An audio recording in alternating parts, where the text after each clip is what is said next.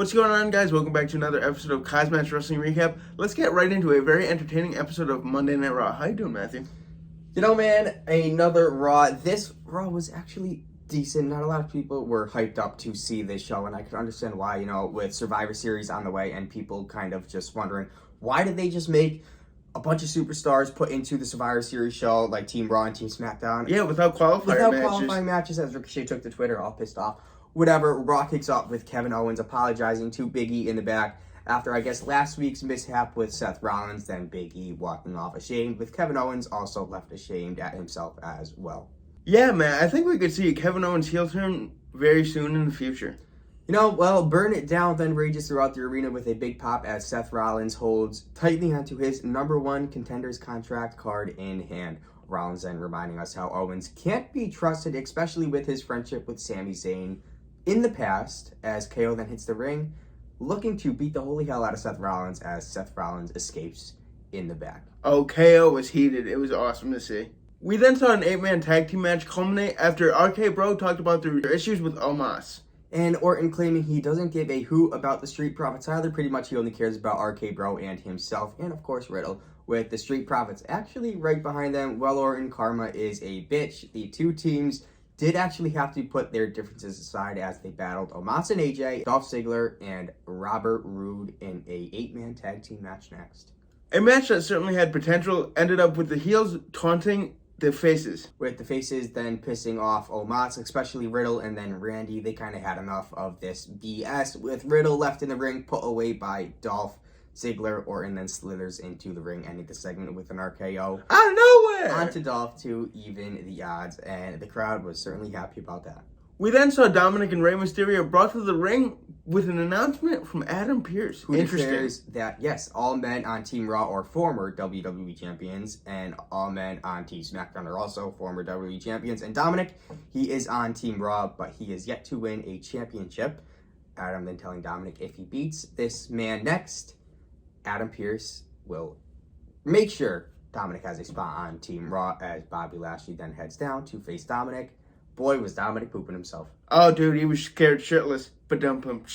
Well, no need to explain. Next man, Bobby ending Dominic fair and square, but Bobby actually attacking Rey Mysterio ringside, then sending Dominic into the ring, post delivering a spear. He didn't actually cover him. He then applies the Hurt Lock to tap out Dominic Mysterio. Yeah, man, big win for Bobby Lashley. It was great to see Bobby Lashley get some strength on Raw, especially after we've been waiting to see what he would do after losing that WWE Championship. This was a step in the right direction. Yes, and you talk about somebody who was given strength on Raw. Let's talk about Chad Gable next, as he actually takes on WWE Champion Big E, with Otis ringside chanting on Chad Gable. Chad impressing the WWE Universe, even hitting a suplex onto Big E. The champ was able to then hit Chad with a big ending to gain momentum headed to Survivor Series.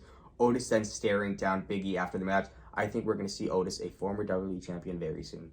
Oh, dude, it's going to be awesome, those two rhinos in the ring. We then see Reggie hit the ring next, set to defend his 24/7 championship against Drake Maverick in a pure and utter chaos match. Well, listen to me, I'm going to explain it nice and slowly, but mid-match, R-Truth and the Hurt Business, Shelton Benjamin and Cedric Alexander run down, distracting Reginald, allowing Maverick to roll up Reggie.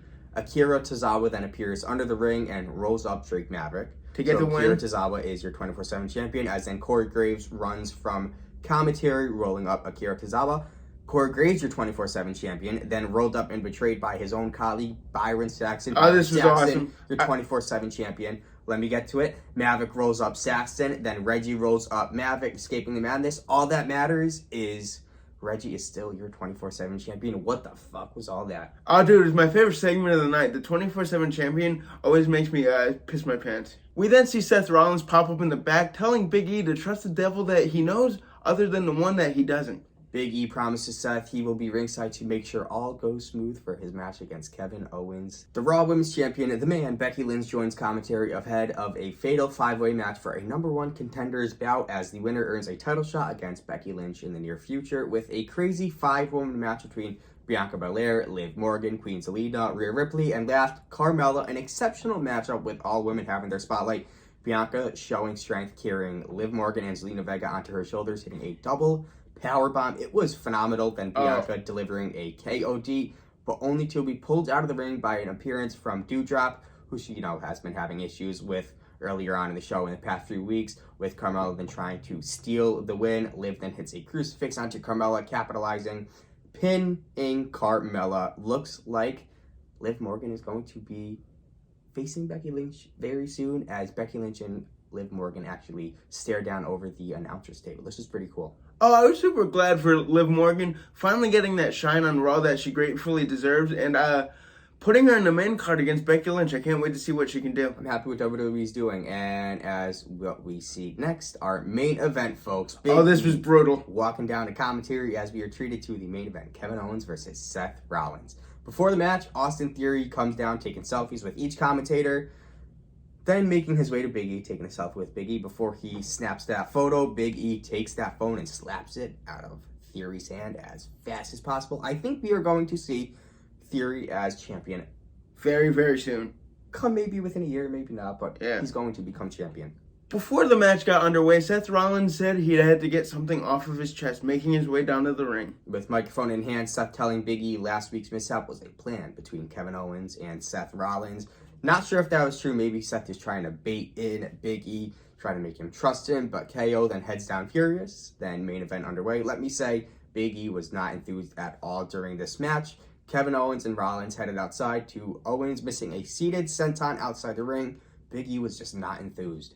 This chaotic match ends with Big E holding Kevin Owens, forcing a count-out by the referee. Yeah, Kevin Owens was pissed, leaving Seth Rollins as your declared winner as Seth Rollins makes his way up the ramp. Kevin Owens then actually turns his attention to the big man, Big E, just mauling Big E as referees, had to actually stop him with Big E, in agony, I guess, till we fade to black. But this was a great way to end Monday Night Raw. Yeah, Kevin Owens' heel turn coming soon, and I think he's better suited for that role anyways. This was certainly an entertaining way to end Monday Night Raw. Let us know what you thought about the show. Always like, comment, and subscribe, and we will see you Saturday for a SmackDown recap. Yes, indeed. Peace out. Peace, guys. Come on and